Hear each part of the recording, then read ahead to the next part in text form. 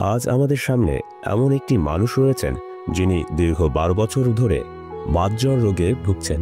কুড়িগ্রাম সদর থানার পাঁচগাছি ইউনিয়নের মাস্টারপাড়া গ্রামের মোহাম্মদ আবুল কাশেম। এটি এমনই কঠিন একটি রোগ যাতে আক্রান্ত হলে ধীরে ধীরে আক্রান্ত জায়গাগুলো কেটে ফেলে দিতে হয়।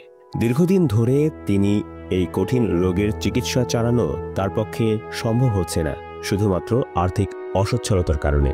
এটা সাইকেল দিয়ে অ্যাক্সিডেন্ট হওয়ার পরে ওটি থেকেই শুরু হয়েছে।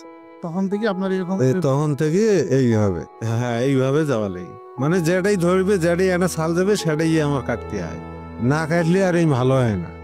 এই বাতজ্বর রোগে আক্রান্ত হয়ে তার এই যে প্রতিটি অঙ্গকে এই পাটাকে কেটে ফেলে দিয়েছেন। আগে কোনটা পা কাটছিলেন, এইটা না ওটা? আগে এইটা পাকে কেটে দেওয়া হয়েছিল, এটার পরে কিছুদিন পরে আবার এইটা। এখন পা কেটে দেওয়ার পরে এখন দেখেন তার এই যে হাতের অবস্থা দেখেন, এই হাতের নখগুলো কেটে কেটে ফেলে দেওয়া হয়েছে। এরপরে এখন এইটা কাটা হয়েছে, আবার কিছুদিনের মধ্যে এইটা কাটতে হবে। তো তার এই যে কঠিন অবস্থা, এই কঠিন অবস্থায় তাকে কিছু সহযোগিতা করার প্রয়োজন।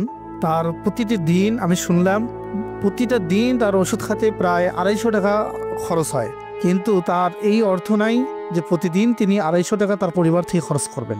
তার প্রতিদিনের জীবনযাত্রা কষ্টের মধ্য দিয়ে যাচ্ছে। চিকিৎসার জন্য প্রয়োজনীয় অর্থের অভাবে তার জন্য সঠিক ঔষধ কেনাও সম্ভব হচ্ছে না। এটা 12 মাসে চিকিৎসা করতে হয়, না হলে তো হয় না। অন্য কোনো রোগ না, ডায়াবেটিস। পাশে যে আপনার লোক দেখা যাচ্ছে ওটা কি বাতজ্বর রোগে আক্রান্ত? হ্যাঁ, এটা বাতজ্বর রোগে। এই যে যেটা দেখা যাচ্ছে এটাও এই যে এটা ভাঁজ আছে, এটা তো আর সোজা হয় না। হ্যাঁ, এটা এই অবস্থা।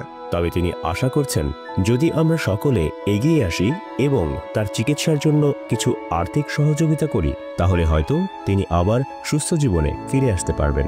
বন্ধুগণ, ফ্রেন্ড সার্কেল স্পোর্টিং ক্লাব সবসময় মানবতার পাশে থেকে কাজ করে এসেছে। আমরা বিশ্বাস করি ছোট ছোট উদ্যোগও বড় পরিবর্তন আনতে পারে। তাই আসুন আমরা একসাথে আবুল কাশেমের পাশে দাঁড়াই। ভিডিওটি যদি আপনাদের ভালো লাগে এবং আপনাদের মনে মানবতার এই আবেদন জাগ্রত হয়, তাহলে লাইক দিন, শেয়ার করুন এবং আপনার মূল্যবান মতামত জানাতে অবশ্যই কমেন্ট করুন। আর এমন আরও মানবিক উদ্যোগের সঙ্গে যুক্ত থাকতে আমাদের চ্যানেল সাবস্ক্রাইব করতে ভুলবেন না।